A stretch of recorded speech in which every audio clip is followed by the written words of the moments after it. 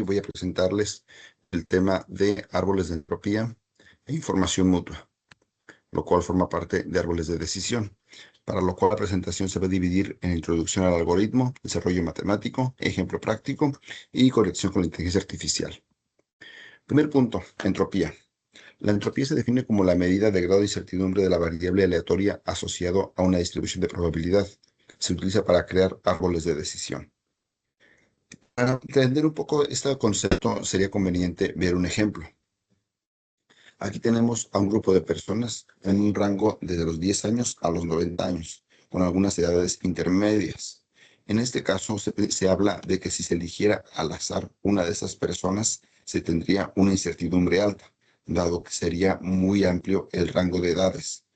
Por otra parte, tenemos acá abajo a un grupo de estudiantes de edades muy similares, de 10 a 12 años. En este caso, se podría considerar que se tiene una incertidumbre baja, dado que si se eligiera al azar a una de esas personas, sería muy posible que tuviera 10, 11 o 12 años, con lo cual nuestro rango de probabilidades se disminuye. Por lo tanto, la información que necesitamos predecir es más baja, la incertidumbre es más baja y se habla de una entropía más baja. Vamos ahora con el desarrollo matemático de este concepto. Aquí los puntos clave que vamos a tomar en cuenta va a ser la variable aleatoria, en este caso va a ser X, va a ser la probabilidad de que ocurra un suceso X y todos nuestros posibles sucesos. Para hacer un poquito más clara esta fórmula, vamos a tomar el ejemplo del lanzamiento de un dado. Cuando lanzamos un dado, tenemos 6 probabilidades de resultado, que puede ser cara 1, 2, 3, 4, 5 o 6. La suma de todas estas probabilidades va a ser un sexto. Cuando lanzamos un dado y esperamos que caiga cara 1, tenemos la probabilidad de un sexto. Lo mismo cuando esperamos que caiga 3, va a ser de un sexto. Y así en cada uno de los casos. Entonces, si llevamos esto a nuestra fórmula, sería para que cuando lancemos el dado y la probabilidad de que sea cara 1 va a ser un sexto por logaritmo de 2 por un sexto. La probabilidad de que caiga con cara 2 sería exactamente lo mismo, un sexto por logaritmo de 2 por un sexto. Así vamos a hacerlo en cada uno de los casos, dado que todos tienen la misma probabilidad, un sexto. Esto nos va a dar como resultado un valor de entropía igual a 2.5849 bits. Esta podríamos considerarla como una incertidumbre alta. A continuación vamos a ver un caso similar, pero ligeramente variable. Tenemos también un dado, pero tenemos con una anomalía. Este dado en la mayoría de las ocasiones va a dar un resultado con cara 4 y con cara 6. Es decir, las probabilidades en estas dos caras van a ser más altas, en tanto que las probabilidades con el resto de las caras van a ser más bajas. Por lo tanto, aquí vamos a empezar con, para que salga la cara 1, nuestra probabilidad sería un doceavo por logaritmo de 2 por un doceavo. Para que salga cara 2 sería igual un doceavo por logaritmo de 2 por un doceavo. Cara 3, un doceavo por logaritmo de 2 por un doceavo. Cara 4, aquí es donde empieza el cambio, sería un tercio por logaritmo de 2 por un tercio.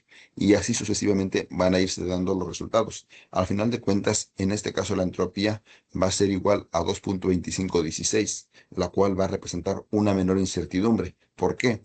Porque de antemano sabemos que nuestros valores ya predeterminadamente van a darse más hacia la cara 4 y hacia la cara 6. Es decir, tenemos una mayor seguridad de cuál va a ser el resultado. A diferencia de que cuando nuestro dado es idéntico o tiene en todos sus lados y tiene la misma probabilidad de que sea 1 o sea 6. Entonces, en el primer caso tenemos una incertidumbre alta, tenemos una entropía alta y en el segundo caso tenemos una incertidumbre baja.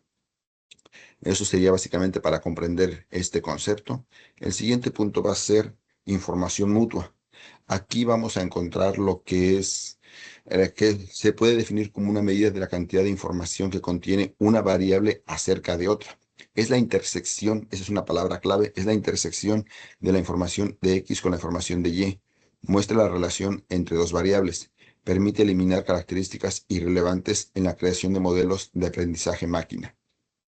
Para nuestro ejemplo, vamos a tener dos variables. X, vamos a llamarla desorden del sueño, y variable Y, sobrepeso. Ambas tienen salidas de sí y de no. Y aquí esta parte importante es lo del medio, es esta la intersección. Esto es lo que nos va a permitir predecir el resto de la variable, tomando como referencia uno de los extremos. Y para nuestro ejemplo vamos a ver el caso de estas tres personas, a las cuales se está analizando, se está viendo si existe en la variable desorden de sueño cuáles son las salidas y en la variable de sobrepeso cuáles son las salidas. En el caso de desorden de sueño, vemos que una de las personas sí sufre de eso y no sufre de sobrepeso. La segunda persona no sufre ni desorden de sueño y tampoco no sufre de sobrepeso. Y la tercera persona sí sufre de desorden de sueño y también sufre de sobrepeso. Con estos datos en mente, podemos ahora sí generar nuestra tablita de contingencias y ir colocando. Aquí para empezar sería desorden de sueño. ¿Tenemos salidas? No. Salidas sí. Si no tiene desorden de sueño y tampoco no tiene sobrepeso, hay una caída en su peso, por tanto sería de un tercio. Si la siguiente sería, si desorden de sueño, no sobrepeso, sería un tercio también. La siguiente sería, no desorden de sueño, no sobrepeso. Aquí podemos decir que, perdón, no desorden de sueño y sí sobrepeso, aquí sería 0 de 3. Ninguna de esas tres personas está en este supuesto. Y la siguiente sería sí desorden de sueño, sí sobrepeso también. Sería uno de tres, que sería la persona que está aquí. Con estas probabilidades podemos ahora sí regresar a nuestra fórmula, la cual dice que es la sumatoria de todas las probabilidades conjuntas de X y de Y por el logaritmo por la probabilidad conjunta de X y de Y entre la probabilidad marginal de X por la probabilidad marginal de Y. ¿Qué es la probabilidad marginal? Es la probabilidad de que un evento X ocurra o bien la probabilidad de que un evento Y ocurra. Con estos datos en mente vamos a despejar nuestra tableta de contingencias y vamos a ir sustituyendo la fórmula. En el primer caso nos va a dar un valor positivo. En el segundo caso, dado que ninguna persona cayó en esos supuestos, nos va a dar un valor 0. En el tercer caso nos va a dar un valor negativo. Y de manera global nos dice que la información mutua tiene un valor de 0.174442, el cual indica una relevancia baja entre las variables. El análisis de información mutua revela que la condición de desorden de sueño es un predictor informativo para sobrepeso. Específicamente observamos que las categorías se alinean más de lo esperado, al azar, valores positivos en la diagonal principal, sugiriendo que la presencia de desorden de sueño está correlacionado positivamente con el sobrepeso. Es decir, el sobrepeso es un resultado de desórdenes de sueño. Esto nos va a ayudar a la información mutua a identificar ese tipo de relaciones que muchas veces con otras herramientas no podríamos encontrar tan fácilmente. Esto no solo se va a enfocar en relaciones lineales, sino que también va un paso más adelante y la información mutua nos permite encontrar relaciones no lineales. Vamos ahora con cómo se conectan estos dos conceptos con el tema de inteligencia artificial. El objetivo de la inteligencia artificial es transformar datos, es decir, ruido y señal, en conocimiento, el cual es señal pura. Por lo tanto, la entropía va a entrar en ese punto y nos va a ayudar a medir la dificultad de predecir. Si la entropía de la variable objetivo Y es alta, el modelo no sabe nada y tiene una alta incertidumbre, como los ejemplos que vimos hace unos minutos. Por otra parte, la información mutua, ¿cómo se conecta? Mide cuántos bits de información sobre X ganamos al observar la característica X. Pero es una conexión con la ciencia de datos. En la práctica se traduce se utiliza para lo que es la selección de características. Antes de entrenar modelos conjuntos, pues se recomienda la aplicación de estos dos conceptos, tanto de información mutua como de entropía y entropía. Ahora vamos con el tema de reflexión personal.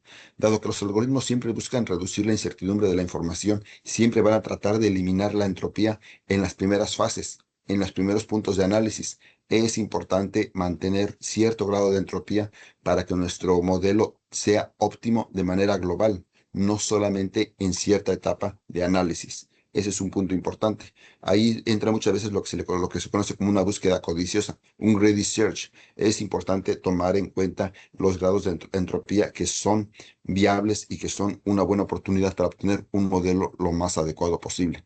Sobre el concepto de información mutua, el algoritmo busca la variable con más información mutua para hacer la división del árbol, cuidando no confundir correlación con causa.